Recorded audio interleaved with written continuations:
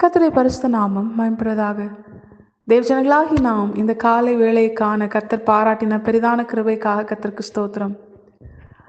இந்த நாளிலும் உலகம் முழுவதும் ஆண்டவராகிய இயேசு கிறிஸ்து நமக்காக பிறந்ததை நினைவு கூறுகிற, அவருடைய பிறப்பை நினைவு கூறுகிற அந்த கொண்டாட்டத்திற்கு எல்லா ஜனங்களும் ஆயத்தமாகி கொண்டிருக்கிற இந்த வேளையிலே தேவஜனங்களாகி நாம் கர்த்தர் நமக்காக பிறந்ததை அவருக்கு பிரியமான நிலையிலிருந்து அதை கொண்டாடும்படியாய், அதை நினைவு கூறும்படியாய் நாம் ஆயத்தமாகிறோமா? இந்த மாதத்தில் இந்த நாளில்தான் ஆண்டவராக இயேசு கிறிஸ்து பிறந்தார் என்று அல்ல வேதம் நமக்கு காண்பிப்பது.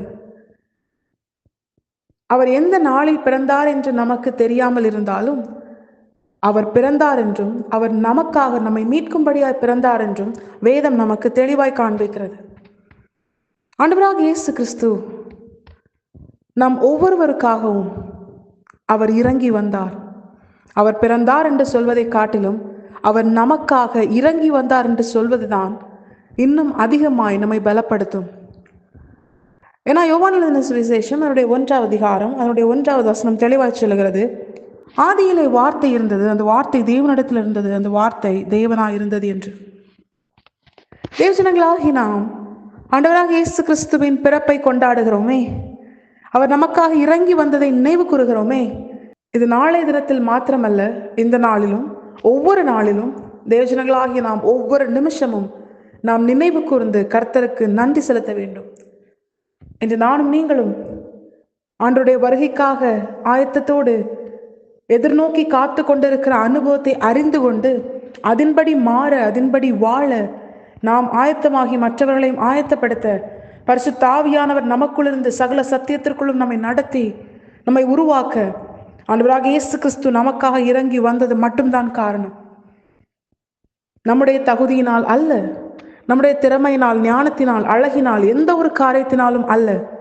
ஆண்டவராக இயேசு கிறிஸ்து என்கிற நாமம், பிதாவின் செல்ல பிள்ளை நமக்காக இறங்கி வந்தார், அது மாத்திரமே காரணம்.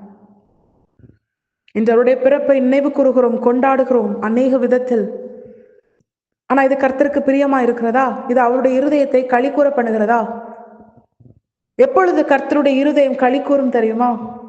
எந்த ஒரு தேவ பிள்ளை நமக்காக பிதாவின் மடியில் செல்ல பிள்ளையா இருந்தவர், அடிமையின் சாயல் எடுத்து ஆதியிலே வார்த்தையாய் தேவனுடைய வாயிலிருந்து வெளிப்பட்ட வார்த்தையாக இருந்தவர் நமக்காக நம்முடைய சாயலாக அவர் இறங்கி வந்தாரே, அதை நினைவு கூர்ந்து அவரை கனப்படுத்தும்படியாய் எதற்காக அவர் இறங்கி வந்தாரோ அந்த ஒரு நிலையில் நம்முடைய வாழ்க்கை மாற வேதம் தெளிவாய் சொல்லுகிறது, ரட்சிப்பை தரும்படியான இரட்சகராய் அவர் இறங்கி வந்தார் என்று.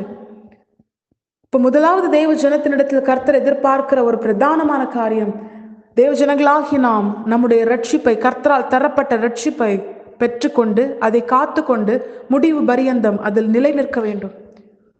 அது மாத்திரமல்ல, அந்த ரட்சிப்பை முடிவு பரியந்தம் நாம் கரைப்படுத்தி விடாதபடிக்கு, இழந்து போகாதபடிக்கு காத்துக்கொள்ள நமக்கென அருளப்பட்ட பரிசுத்த ஆவியானவரை நாம் பெற்றுக்கொண்டிருக்க வேண்டும்.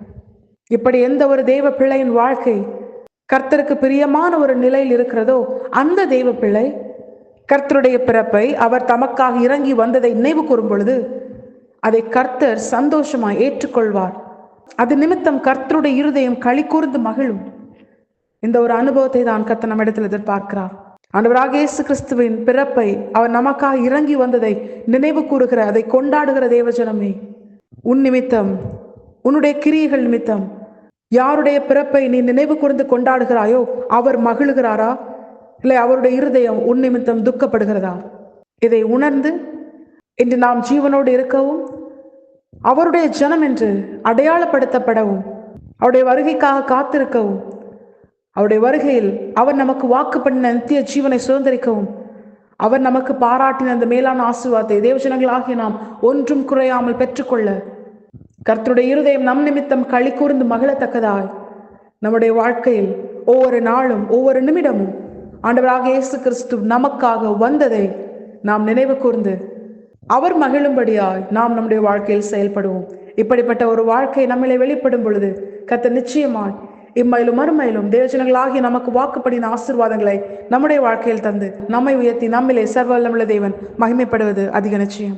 தேவஜனங்களாகிய நாம் இதே வந்தவர்களாய் இந்த வசனங்களுக்கு கீழ்ப்படிந்து வாழ, கர்த்தரை பிரியப்படுத்த, கர்த்தருடைய இருதயம் நம் நிமித்தம் களி கூற நாம் நம்மை முழுமையாய் கர்த்தரை பார்த்து அர்ப்பணிப்போம். கர்த்தருக்கு பிரியமான கிரியைகளை செயல்படுத்துவோம்.